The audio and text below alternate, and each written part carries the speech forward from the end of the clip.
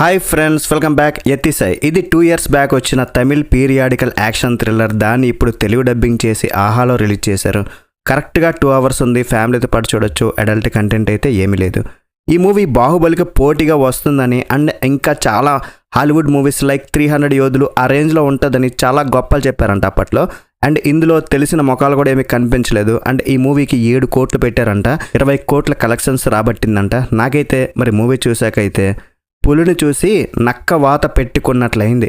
ఈ మూవీలో ఒక 2 యాక్షన్ సీన్స్ తప్ప సినిమా మొత్తం బోరింగ్గా ఉంది. అసలు ఆ యాక్షన్ సీన్స్ కూడా మరీ గొప్పగా ఉన్నాయా అంటే అలా కూడా లేదు. అసలు ఆహా వీకెండ్ రాగానే ఏదో ఒక మూవీ వదలాలి కాబట్టి ఏదో ఒక మూవీని డబ్ చేసి వదిలేస్తున్నారు, పడేస్తున్నారు. ఎక్కువగా స్క్రాప్ ఎక్కువైపోతుంది. బేసిక్గా ప్లాట్ ఏంటంటే పాండ్యరాజు రణధీర పాండ్యన్పై రివెంజ్ పెంచుకుంటాడు. కోది అనే ఒక పోరాట యోధుడు.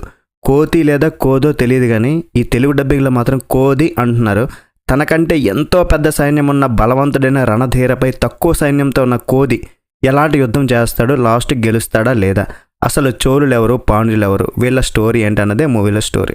మూవీ స్టార్టింగ్ ఒక స్టోరీ చెప్తున్నప్పుడు కొంచెం ఇంట్రెస్ట్గా అనిపిస్తుంది. అండ్ కార్తీ సినిమా యుగానికి ఒక్కడి స్టోరీలా ఏదో బిల్డప్ ఇస్తారు. ఫస్ట్ హాఫ్లో ఒక పెద్ద యాక్షన్ సీన్ ఉంది. నాన్ స్టాప్గా 15 minutes ఉంటుంది, 45 minutes అప్పుడు.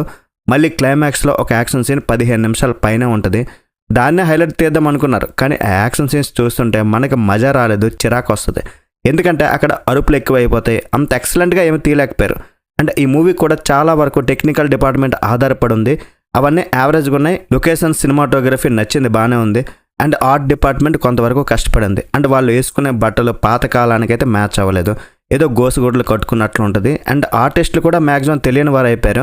సో అంత ఇంట్రెస్టింగ్ అయితే రాదు మనం చూసినప్పుడు. స్టోరీ కూడా చాలామందికి అర్థం కాదు, కనెక్ట్ అవ్వదు. ఫైనల్గా పీరియాడిక్ యాక్షన్ డ్రామా తీయాలనుకోవడం తప్పలేదు.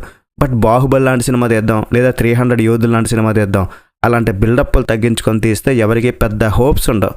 వచ్చాక ట్రోల్స్కి గురవడం తప్ప మరి ఇంకేం లేదు. ఫైనల్గా ఈ మూవీ అయితే నాకు పెద్దగా నచ్చలేదు. చూడాలి వద్దా మీరే డిసైడ్ చేసుకోండి. మరి ఓవరాల్ ఈ సినిమాకి నేను రేటింగ్ ఎంత అంటే 1.5/5. That's it guys. ఇలాంటి మరిన్ని రివ్యూస్ కోసం మన ఛానల్ని సబ్స్క్రైబ్ చేసుకోండి. వీడియో నచ్చితే ఒక లైక్ అండ్ మీ ఫ్రెండ్స్తో షేర్ చేసుకుని కొంచెం సపోర్ట్ ఇస్తే మాకు కూడా హ్యాపీ. నెక్స్ట్ వీడియో మళ్ళీ కలుద్దాం. బై బై అండ్ జై హింద్.